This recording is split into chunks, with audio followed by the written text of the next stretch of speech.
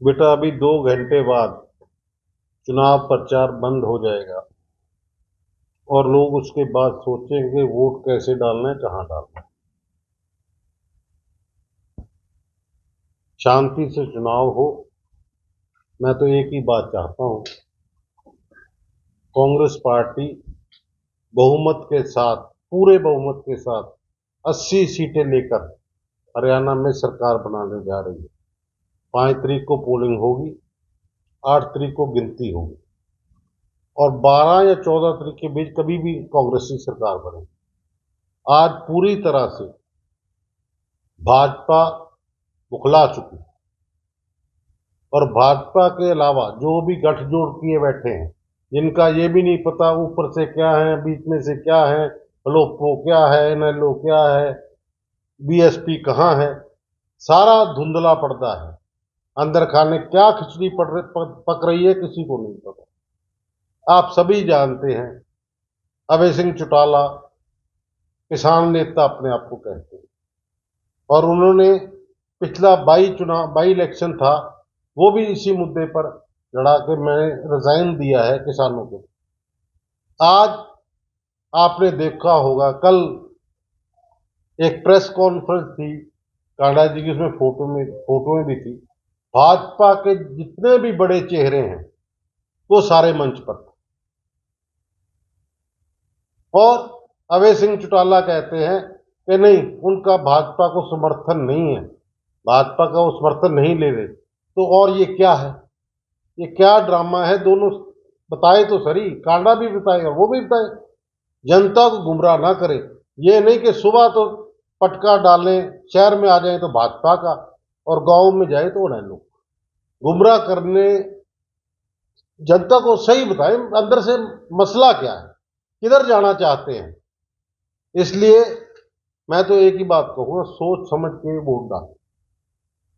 कांडा जी ने आज तक अब घोषणा पत्र निकाला, आप पढ़ के देख लीजिए, सारा झूठ का पलंदा है। पिछली बार जो इन्होंने बातें कही थी कि मैं हॉस्पिटल बनाऊंगा, नहरें लेके आऊंगा, फिल्म सिटी बनाऊंगा, यहाँ पे क्या था, फिल्म सिटी बनाऊंगा, उद्योग लगाऊंगा। इनके रोज इस शासन में 1000 उद्योग बंद हुआ है सिरसा के अंदर। लगाना तो क्या है इन्होंने। सारे शहर के अंदर किस तरह से गंदा पानी सीवरेज का मिक्स होकर पीने के पानी में आ रहा है, किस तरह से कमेटी को लूटा गया, बहुत बड़ा स्कैंडल है। और तो और ये तो जो है ना डस्टबिन, वो भी खा गए, बाकी तो छोड़ने क्या था आपके सामने। अगर आपका मकान आपके नाम सही नहीं चढ़ा, उसको चढ़ाने के भी पैसे लगते हैं। अगर एनओसी लेने जाओ तो लाखों रुपया रिश्वत मांगी जाती है। और अगर ये दोबारा जीत गया तो ये समझ लो, ये कमेटी वाले शहर बेचकर खा जाएंगे। ये इन सब चीजों को देखना। आज एक मोहल्ले में 50-50 कैंसर के पेशेंट हैं और जब भी डायरिया फैलता है, सैकड़ों बच्चे चले जाते हैं, उसकी वजह से गुजर जाते हैं। उनका कौन जिम्मेवार है, कौन जवाब देगा उसका? सिर्फ पैसे से और नशा बांटने से वोट लेकर सरसा की जनता इनको जिताने वाली नहीं है। मैं आपको एक चीज बताना चाहता हूं, ये सिर्फ धर्म की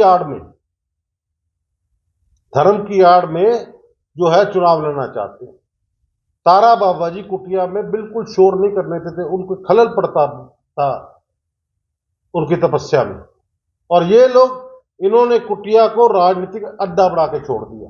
आपने कुछ दिन पहले देखा होगा कि अनेलो की बैठक इनके साथ जो हुई गठजोड़ की, कुटिया के स्टेज पे हुई है। वो आज भगत बहुत जो दिल से दुखी है, तो ये क्या हो रहा है कुटिया में। इसलिए कुटिया से दूर रहकर राजनीति करें। आज आपको मैं दिखाता हूं, इन्होंने आज ये सोशल मीडिया पे चल रहा है सब जगह, देख लीजिए कि पंडित प्रदीप जी मिश्रा आ रहे हैं 4 अक्टूबर 2024 सुबह 12 से 2 बजे तारा बाबा कुटिया स्थान। और यह भी आपको पता है धारा 163 लगी हुई है, कोड ऑफ कंडक्ट लगा हुआ है। उसके दौरान ऐसा ये कैसे कर सकते हैं? कैसे प्रशासन ने इन्होंने मंजूरी दे दी? प्रशासन बिल्कुल ध्यान नहीं दे रहा, साथ दे रहा है इसका बिल्कुल ओपन। यह एक सोचने और विचार करने की जरूरत है। मैं हिंदुस्तान के चुनाव आयोग से अपील करता हूं कि सिरसा पर खास तौर पर ध्यान दें। यहां करोड़ों रुपया बांटा जा रहा है दिन रात, लोकतंत्र का मजाक बना रखा है। इस पर पूरा ध्यान दे और इसके रोक लगाई जाए। और जहां जहां से पैसा ये उठवाता है वहां पे जो है सुरक्षा लगवाई जाए और इसकी हर गाड़ी चेक होनी चाहिए। बेशक खुद के परिवार की गाड़ी हो, बेशक इसे उनकी गाड़ी हो। और ऐसे ही गांव के अंदर जो है खुले रूप से पैसा बांटा जा रहा है, बेशक धर्म स्थलों के नाम पर, बेशक खालों के नाम पर। मैं ये नहीं कहता, काम होना चाहिए, पर काम होना चाहिए जब आचार संहिता लगी होती है तो उस पर काम नहीं होना चाहिए। अगर प्रशासन ये करवाएगा तो प्रशासन को उसका खमियाजा भुगतना पड़ेगा। मैं प्रशासन से अपील करता हूं, आंख खोलकर चुनाव कराएं, अच्छा चुनाव कराएं, क्योंकि लोकतंत्र तभी जिंदा रह सकता है अगर सही चुनाव हो। तो आप खुद देख लीजिए सोशल मीडिया पे आज क्या प्रचार हो रहा है। मेरी शहर की जनता से भी एक ही अपील है कि जो आदमी धर्म के नाम पर राजनीति करते हैं, राम के नाम पर राजनीति करते हैं, वो देख लो देश उनके कैसे तरक्की करेगा। ये सोचकर समझकर अपने मत का प्रयोग करें और अच्छा उम्मीदवार चुने, अच्छा एमएलए चुने जो आपकी सेवा कर सके, आपके सुख दुख में काम आ सके, ना कि नशा और पैसे परोस कर यहां से एमएलए बनकर जाए।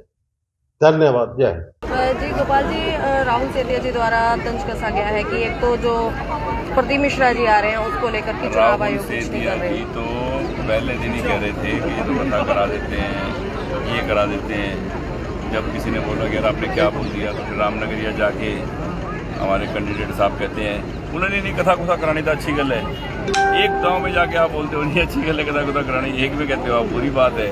इनका समझ नहीं आता क्या सोचे। दूसरी तरफ उनके द्वारा कहना है कि जो क्या कहते हैं उसको, मतलब अभी दिमाग चौकड़ा, इलेक्शन कमीशन को लेकर भी बोला कि इलेक्शन कमीशन को इनकी शिकायत करनी चाहिए। इलेक्शन कमीशन को इस सेतिया परिवार ने इतनी शिकायत करी है मेरी कि पूरे हरियाणा की शिकायत एक तरफ और मेरी एक तरफ। इन्होंने तो 5 आदमियों को इसी काम लगा रखा है। जैसे एबी इंटरनेशनल स्कूल की जो टीचर्स हैं उनको स्कूल की छुट्टी करा के कह रखा है कांडे के खिलाफ वोट मांगो, वैसे ही उनको 10 लोगों को बिठा रखा है कि शिकायतें करते जाओ। 3000 शिकायत पूरे हरियाणा में नहीं हुई इलेक्शन कमीशन को, इन्होंने कर दी। तो इनकी सोच ऐसी है, खुद गलत काम करते हैं। 15 दिन से शराब और पैसा बांट रहे हैं, ठीक है ना। वार्ड में आप जाके पता कर लो कि क्या हाल है इनके, और अब खुद ऐसी बातें करते हैं। कितनी इनकी वीडियो लीक हुई है, सब कुछ व्हाट्सएप पे चेक कर लो कहाँ कहाँ लिखा हुआ रहा है कि तुसी तो कहते सी सब तो पहले तुसी ये काम कर दो। लक्ष्मण दास अरोड़ा दीजिए राज जी तुसी यही काम कर दे, सेतिया साहब अभी भी यही काम थोड़ा चालू है। अरोड़ा साहब के राज में भी आप यही दारू और ये करते थे और आज भी कर रहे हो। 25 साल राज करके सर सेवा से कुछ किया नहीं कि लोगों ने तुसी इस तरह कहते हो। ताई तो थोड़ी ये हालत है, गठबंधन नंगे पैर घूम के ड्रामेबाजी करनी छड़ दो, कुछ नहीं होता। सरसे वाले समझ चुके हैं, ठीक है ना। कूड़े के ढेर को खड़े होकर फोटो खिंचवा ली, जाके गड्डी से टोल नाल ला लिया, इस तरह कुछ नहीं होता। कहते हैं ड्रामेबाजी छड्डो, नंगे पैर तुसी 10 कदम चल के, ठीक है ना। तुसी कोई जैन साधु बनना चाहते हो 10 कदम चल के, लोगों को पता है वो वही हुई है ਜਿਹੜੇ नंगे पैर चलते हैं, ठीक है ना। ड्रामेबाजी कुछ नहीं। गठबंधन को लेकर भी निशाना साधा है। गठबंधन को लेकर इसलिए उठाया कि वो चाहते थे कि इंडियन नेशनल लोकदल को बेवकूफ़ बना देंगे। अभय सिंह जी तो गोपाल कांडा के खिलाफ हमारे साथ ही रहेंगे और टिकट ले आए कांग्रेस की।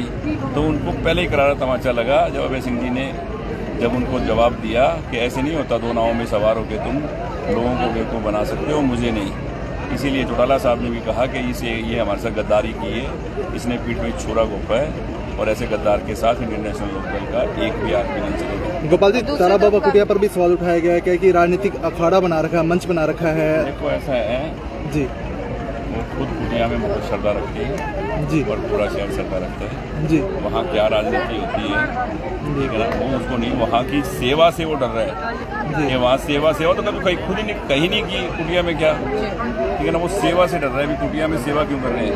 कुटिया में राहुल सेतिया जी उनका परिवार सेवा करे, कौन रोक रहा है? कोई रोके तो मेरी जिम्मेवारी है। अगर उनको सुबह शाम जाके वो वहाँ भंडारे लगाएं, सेवा करें, बड़ी खुशी की बात है। सिरसा के सेवादार से डर रहे हैं सेतिया परिवार। आपको पता ही है यार, डर ही रहे, उनको पता है कि जमात मछली मुश्किल है, एक तरफा तो माहौल है। चुनाव प्रचार काला जी खत्म हो गया है क्या? अभी विधानसभा है, प्लीज।